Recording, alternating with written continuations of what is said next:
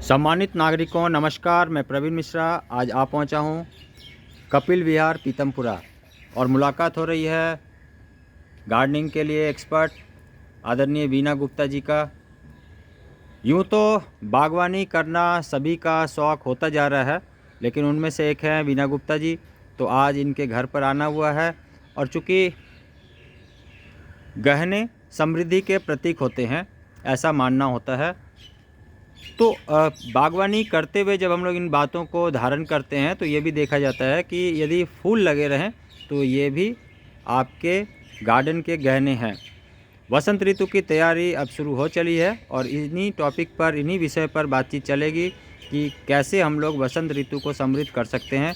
तो आइए स्वागत करते हैं वीना गुप्ता जी का। नमस्कार मैम। नमस्कार सर। कैसा लग रहा है आपको आज जब हम लोग पहुँचे हैं और आपसे बातचीत चल रही है बागवानी के बारे में, तो आपका अपना अनुभव क्या कहता है?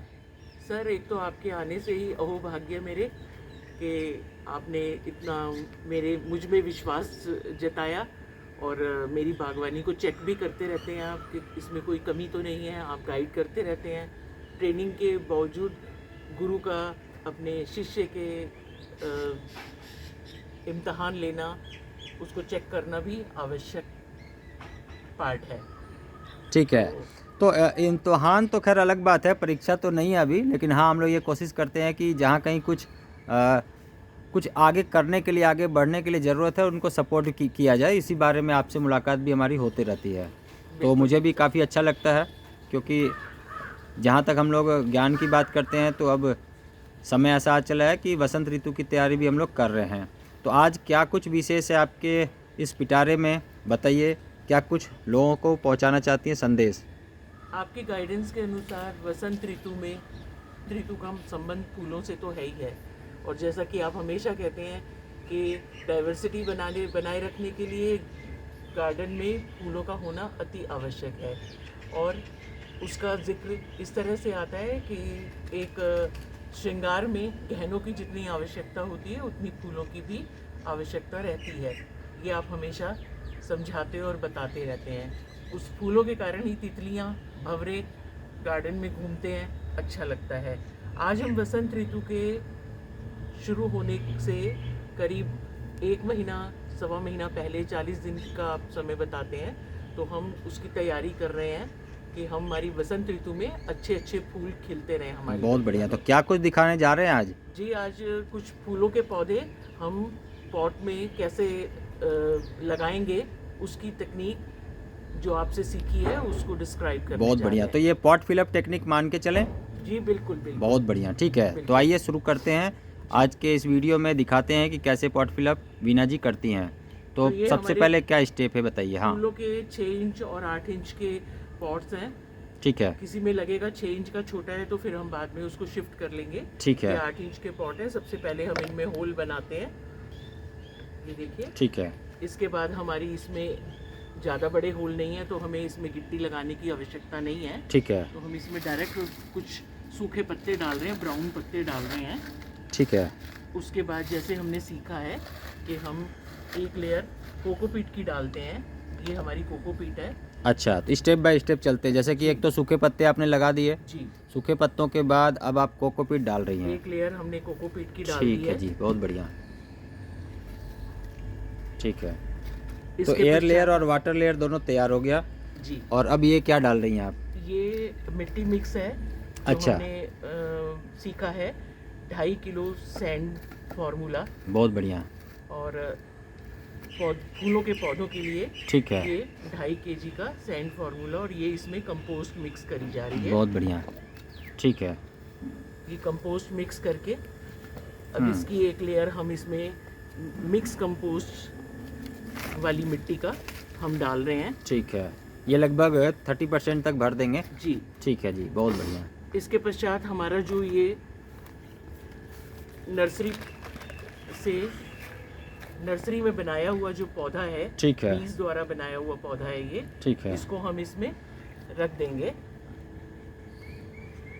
बहुत बढ़िया। ठीक है, ऐसे रख के इसमें फिर ऊपर से इसको थोड़ा सा कंपोस्ट और डाल देंगे, मिट्टी मिक्स और डाल देंगे इसमें। ठीक है, और ये अब हमारा पॉट तैयार पूरा तैयार हो गया, बहुत पूरा बढ़िया। तैयार है। इसमें हम हल्का हल्का पहले 2-3 बारी में इसमें पानी डाल के इसको पूरा मॉइस्ट कर देंगे। ठीक है आजकल जी। मॉइस्चर का मौसम है तो पलेवा की ज़रूरत नहीं है इतनी ज़्यादा, लेकिन फिर भी हम इसमें हल्का हल्का पानी देके इसको 2-3 बारी में।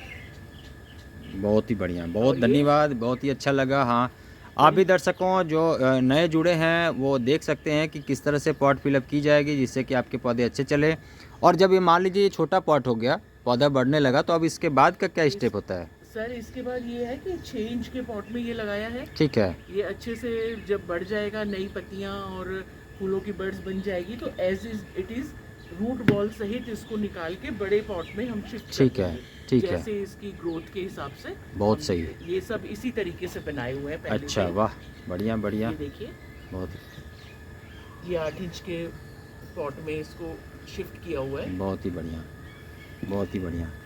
फूलों को आने के लिए भी ज़रूरी है कि आप पूरे एक सिस्टम से, पूरे टेक्निक से ये पौधों को लगाएं और देखेंगे कि बहुत सारे फ्लावर्स आ रहे हैं और फ्लावर आने के साथ साथ आपको खुशियाँ भी वो दे रहे हैं।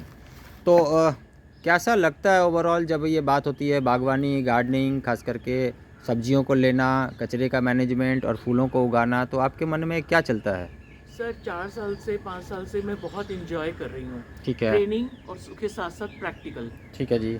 और प्रैक्टिकल की सफलता आपके ऊपर निर्भर है। आप समय समय पर गाइडेंस देते रहते हैं और आज ये पॉट फिलअप टेक्निक दिखाई जा रही है, समझाई जा रही है, और उसके बाद में ये कैसे डेवलप हो रहे हैं ये सब आपके सामने है। बहुत ही बढ़िया।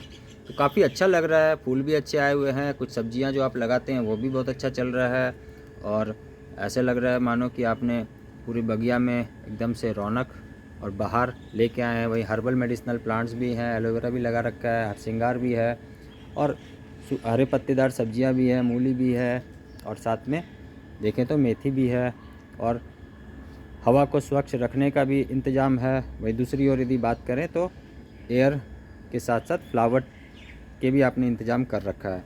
तो ऐसा माना जाए कि पूरा वसंत ऋतु की तैयारी तो पहले से कर ही रखा है। अब जो फ्लावर्स लगा रही हैं तो इससे और भी रौनक आ जाएगा और ये रौनक हमें फिर से एक बार देखने को भी मिलेगा। फरवरी और मार्च में लहराने लगेंगे फूल इसके। जी जी, जैसे जैसे हवा चलेगी वसंत की तो ये फिर और भी अच्छे लगने लगेंगे। जी सर। तो और क्या संदेश देना चाहेंगी आप, जैसे लोग जुड़ते हैं, करते हैं, तो उनको क्या बोलना चाहेंगे कि बागवानी में वो कैसे जुड़ें?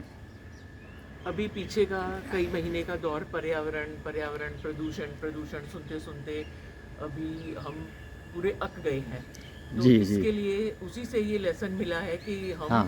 घर में अपनी वेस्ट पड़ी जगह पर बागवानी करें। ठीक है, बागवानी के लिए एक प्रशिक्षण की आवश्यकता है, वो प्रशिक्षण हम ले चुके हैं और समय समय पर गाइडलाइन लेते रहते हैं।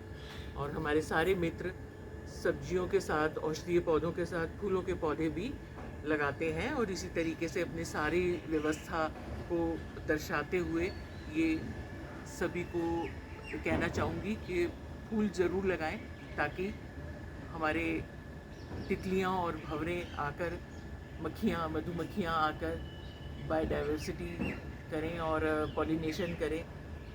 कई जगह तो देखा है मैंने कि 2-3 कलर के फूल हमने लगा रखे हैं तो तीसरा एक नया कलर ही बन जाता है। अच्छा, वाह। पॉलिनेशन से हाँ, पॉलिनेशन से। मज़ा आता है। ये नज- अपराजिता पे अभी हमने एक्सपेरिमेंट की करके देखा है। अच्छा जी। इसके लिए भी हम कभी रील बनाएंगे। ठीक है, तो सीड्स भी यदि अवेलेबल हो तो आप कोशिश करेंगे कि और भी लोगों तक पहुंचाएं बिल्कुल और बिल्कुल काफ़ी अच्छा लगेगा। बिल्कुल बिल्कुल। ठीक है, तो अपराजिता के बहुत सारे सीड्स इकट्ठे किए हैं मैंने, हाँ हाँ, तो वो सभी को बांटेंगे। बहुत बढ़िया। जी सर। ठीक है, आप भी इस तरह से गमले भर भर के पौधे रखें और पौधे लगाएं और ख़ास करके अपने वसंत ऋतु की तैयारी अभी से शुरू कर लेंगे तो वसंत में भी काफ़ी आनंद आएगा। तो अपने वेस्ट पड़े जगह को बेस्ट बनाएं और वीना मैडम की तरह आप सभी लोग भी अपने घर और आंगन को महकाएं। इसी उम्मीद के साथ कि फिर मिलेंगे नए पड़ाव में और नए जगह से। तब तक आप लोग भी बहुत ध्यान से रहिएगा। Thank you very much, take care और नमस्कार। नमस्कार। नमस्कार मैम, आपका भी बहुत धन्यवाद।